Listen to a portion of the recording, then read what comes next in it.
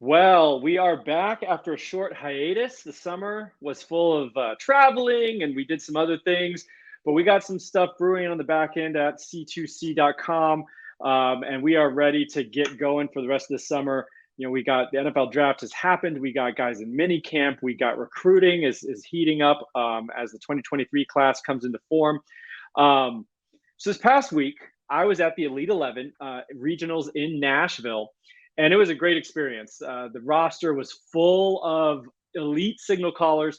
Three guys from that regional have already punched their ticket to the finals, which was a lot for just one regional. And tonight we have a very special guest for you, Avery Johnson out of Mays, Kansas.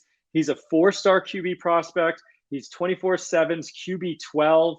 And I think after his performance and there's a good chance that we'll see him bump up those ratings as well. So without further ado, this is the official.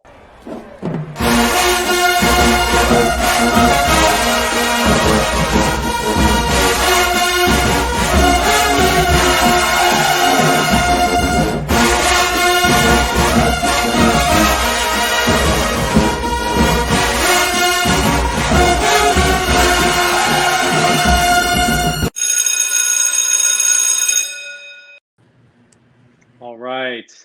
So before we get started, just remind everybody, like and subscribe this video if you like what we're doing. Visit campus2canton.com, our website. We've got a lot of good tools over there, and obviously all the articles and coverage coming at you. And then just a reminder, our freshman guide is still available to purchase. And it has everybody in the class of 2022 outlined and with write-ups about their fantasy potential for your college side C2C leagues. But on to real business here. Avery Johnson, welcome to the show. How are you doing tonight, man? I'm great. How are you guys? We are really good. Pretty good. You just got a ticket to the Elite 11 finals. How did that feel? How did they tell you after the event? I mean, did you just walk up to you or did you hear it on Twitter or what? So pretty much after the event, all the guys were gathered up and they went over the top tester, so whoever had the highest rating out of all the campers, and then they did like a underclassmen who had the highest pro day score, the underclassmen, my class, and the Elite 11 Academy. And then after that, they said they had three guys that punched their ticket to the Elite 11 finals, and then they kind of just called us all out. But I knew my name was coming up because they started off with the high school, and whenever I heard Mays, I knew there's nobody right after that. So I was pretty excited whenever I heard my high school get called. Yeah. Was that expected at all? Like, did you have a feeling going in? Did anyone tell you going in, like, hey, you're on the cusp or whatever? Or was it like out of nowhere? So, I mean, nobody told me that going in I was going to obviously nobody told me going in I was going to have a ticket to the finals, but I knew just kind of going in, if I performed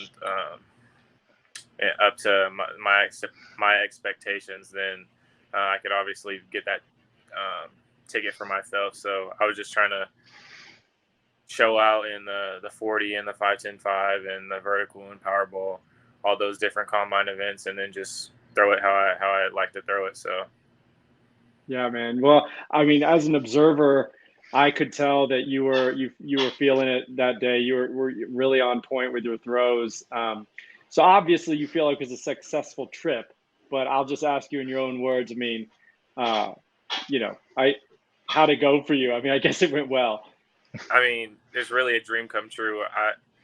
All the time I grew up, I was watching the Elite 11. I grew up watching the finals. I watched the finals on YouTube last year, and it's always kind of been a dream for me. But now that it's a reality, I mean, all I can think about is just working and trying to go win the MVP of it. Love to hear it. Nice. So last year, your junior season, you put up a really good season. We're big statistic guys here, and you had over 2,500 passing yards, over 1,000 rushing yards, over 40 total touchdowns. In the world of fantasy, dual threat quarterbacks are obviously more desired because you get that additional rushing production. how big of a part do you think that is of your game, and how do you describe your game overall? Well, I think right now it makes me really dangerous because defenses have to worry about me running it and throwing it. As I progress and I start to play in college, I think that running aspect, design runs might get taken away a little bit, but you'll still have to respect if I get outside the pocket what I can do with my legs. I've never really been a quarterback that is a run first type of guy. Even when I get out of the pocket, I'm still try to keep my eyes downfield and want to make that throw. But it's definitely an ability that I worked at for a long time, and that makes me just a little bit more dangerous than the other quarterbacks. But I'm definitely still a pass first guy, and I would love to throw it around the yard more than I like to run all over the yard. So. Yeah, I was going to say that. You're not somebody who's just out there looking to run every play. You'll Right. step up in the pocket. You're reading the field. The defense gives you that opportunity. You make them pay for it with a nice 30-yard chunk or more game. Right. So, what do you have a favorite college quarterback currently, or do you have an NFL quarterback that you model your game after, or just look up to in general? So growing up, Russell Wilson was always like my favorite quarterback. He's a big baseball guy. I play baseball too. And he's obviously a great quarterback, one of the best quarterbacks to play the game. I loved watching him growing up. And then kind of now, I'm a big Patrick Mahomes fan. I'm a big Chiefs fan being from Kansas. So whenever we got Patrick Mahomes and drafted, and then you just kind of see him getting better and better over these years. It's just, that's kind of, I don't know if I'd say I model my game after a certain quarterback, but I definitely watch what each and every one of the quarterbacks in the NFL does and try to take a little bit of their game and incorporate it into mine. Yeah, I mean, I'd actually say Russell Wilson's a good one because, like, I feel like similar to what you just described, he can run, but he definitely, I wouldn't think of him as like a primary rushing quarterback. He definitely wants to throw the ball and control the game with his arm, but absolutely athletic enough to make things happen when necessary. So that kind of makes a lot of sense actually right there. Yeah, Dave. Yeah, and so we know that you're a dynamic runner for sure. I just wanted to touch on that real quick. So we have you hitting 21.1 miles per hour, which is one of the fastest times out of quarterbacks from the last like 3 recruiting classes.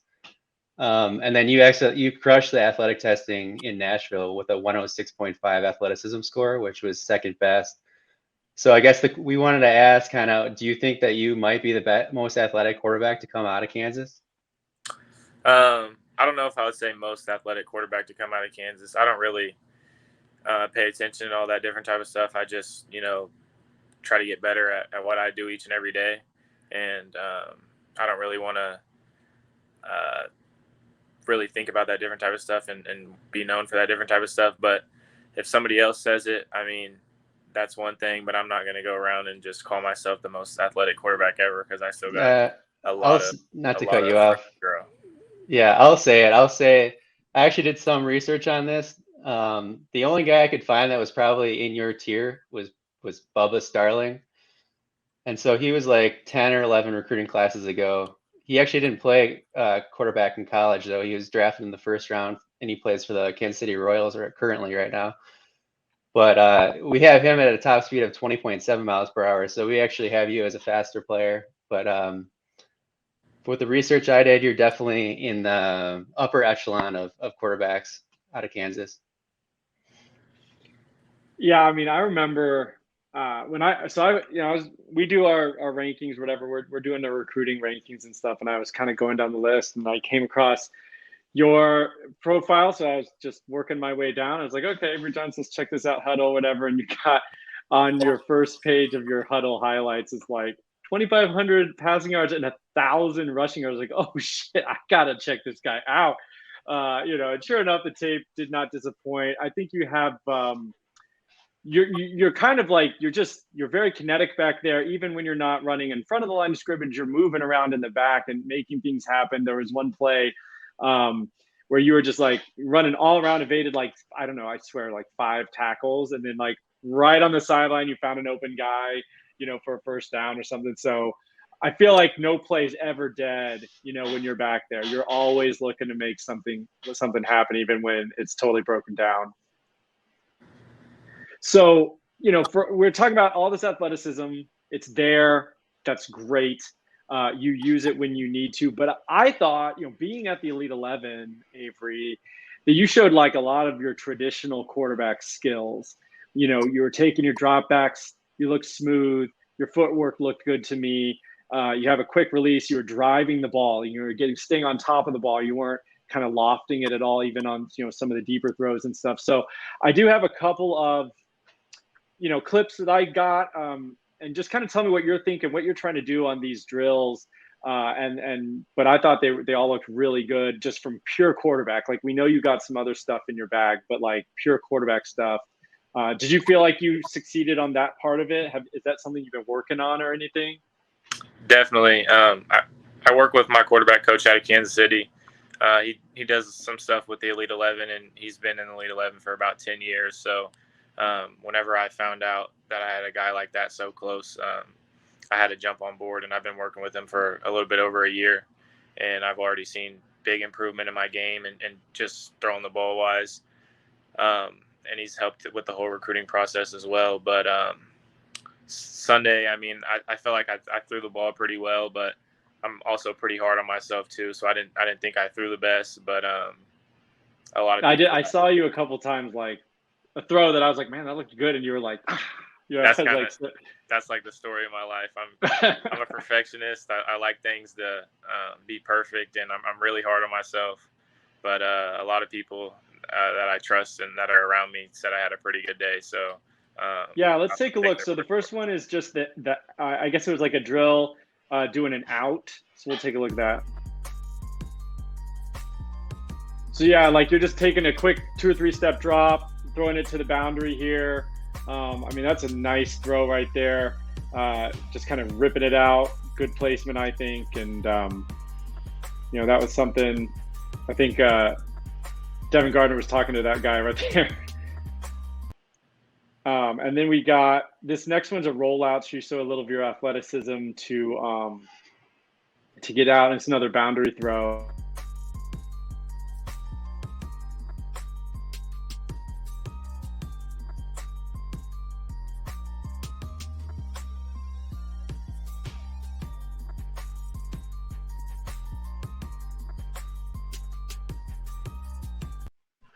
Was that something that you had to work on specifically because you knew you would be coming up having to roll out opposite side? So pretty much throws on the run kind of come natural to me. I've always been pretty good at throwing on the run. I feel like most of my focus for the Elite 11 and just in general getting better at a quarterback is just working on my short game and my short game accuracy. I feel like I throw really good on the run. I throw a pretty good deep ball, but most of my focus coming up in this summer and in the spring has just been polishing up my short game and just those gimme throws, those easy throws, and just being able to stay polished in the pocket. But definitely those 2 drills, both I had done before. I'm a little bit unfamiliar at times under center because we do a lot of our stuff from the shotgun. We don't get under center a lot. So whenever I do work with my quarterback coach, we try to do a little bit of stuff under center so that comes a little bit more natural to me. But I'm one of those guys, you see it once, you take that criticism and you can kind of just switch from there and produce from it. So I'm not I like to be one of those guys that can take criticism and then improve from it. Yeah, this next one I really like. I'll show it real quick, but it's I guess it was an end zone drill. So you're throwing looks like kind of a guy crossing across, and I think there's a coach there to kind of get in your way. But I thought this ball at least was really nice.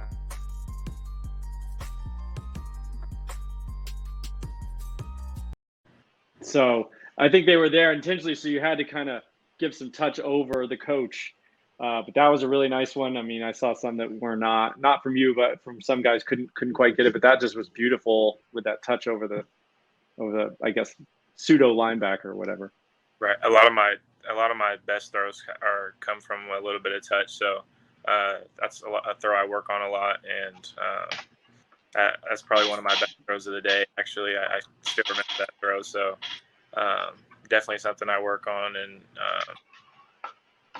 might have to pat myself on the back a little. Yeah, man, that was you can do that every once in a while. Especially when we're looking at guys with like big arms. That's usually something that they have to focus on learning more instead of just drilling the ball out of line, straight at their guy. You need to have a little more arc on it there just to fit it in right. Right. Yeah, I mean that was a really pretty throw, and that there was not necessarily I mean, it's on air, of course. There's no defense, but like that's not an easy throw just to do it. I will say, Avery, like you really came across to me as like a natural thrower. So I mean, I thought it was really nice. It didn't look like you're working hard necessarily to make these throws. All right, so you kind of mentioned a little bit short game. But last question for me is, what are you looking to improve? Anything additional, kind of between now and maybe when you head to a college program about 12 months from now or whatever? Aside from what I touched on a little bit earlier, is just staying smooth. I feel like I'm really efficient and I'm really dangerous whenever I'm smooth and I'm comfortable. Whenever my footwork's nice and my feet are nice, the ball usually comes out pretty solid. So. Just staying smooth and repetition, I mean, is key. So just working on different type of stuff over the summer as it comes up and just not getting complacent where I'm at and just continuing to get better. Awesome. So I just wanted to ask you about next season. So you guys took runner-up in football last year, right? And then you actually won the state championship in basketball. Like, how do you like your chances to win both of them this coming season? So I'm actually going to be a mid-year grad next year, so I won't be able to play basketball. I won't get the chance to play basketball my senior year or baseball my senior year. But I'm obviously a football guy, so at the end of the day, I just had to do what's best for me and my future because I'm going to college to be a quarterback. But definitely big on the football state championship. We want to get back, and hopefully we can see that same team again and flip the script. Yeah, I know. I was kind of doing a little background on this, and I guess they've won it 3 times in a row. This Mill Valley team. Yes, sir. Yeah, they're known for it. Mill Valley, St. Thomas Aquinas. They're both very highly schools in the Kansas City area. And one of them usually wins it in the past. Can't remember the last time the west side of the bracket has taken home a state championship, but we're looking to get there, and I really hope it's them again. And I love that attitude. Let's go. Hopefully, I'm a big Mays Eagles fan this year. So we got that championship experience under our belt one time, and we're just looking to get back there and compete with them. That's awesome. Well, let's take a look at some of this. So David, in our whole group, like he loves looking at football recruits who can play basketball. Like he's always like, oh, did you see the dunks this guy did? And so I was like, boy, do I have a quarterback for you, David. So I think he actually came on my radar because I saw his highlights on Twitter, basketball highlights. Yeah, that first. one dunk that I think is the first one that leads us off. It was like kind of a little bit viral, I think, Avery. So I do. It's a little montage. I kind of want to just talk through it because it's just some incredible athleticism on display. And so go ahead and everyone remember unmute yourselves, and we'll just kind of walk through. It's like a minute long, but it's some of your best plays from your B-ball. Stuff from last year, I think. So this is the play that basically went on Twitter. Hey-o. I mean, total poster. Jeez. I haven't seen a lot of that aren't like full-blown basketball recruits. Like, that's so awesome. And you got some other ones too, of course.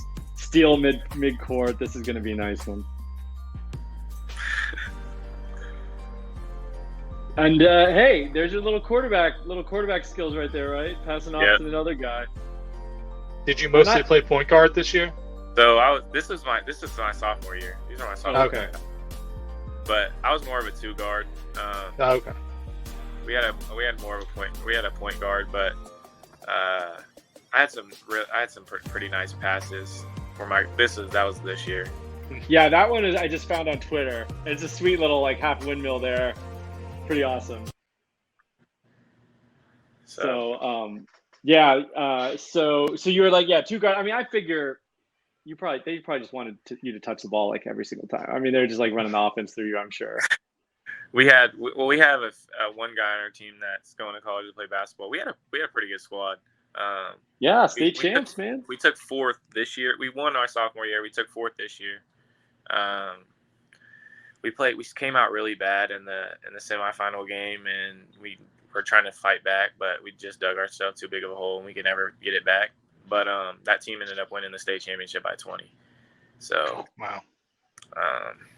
I feel like if we would have got past them, then we would have went back to back. But sometimes it just is what it is. Can't do anything about it now. I wish I had another season to go out and play and try to get it again, but well, it will definitely. I'm sure it will be good for you to get acclimated. I mean, I love recruits that go to spring ball because you get to see them in the spring game, and you get obviously as much as anyone, but you're going to get like a major leg up on playbook, and I mean your routine's going to change so much. So at least you get kind of used to that college routine. So that'll definitely be worthwhile. So switching subjects here a little bit, the C2C team as a whole, we're a very big fan of Devin Neal, who is currently running back at Kansas University. Are you familiar with him at all? Have you interacted with him at all through your college choosing processes? So I am familiar with him.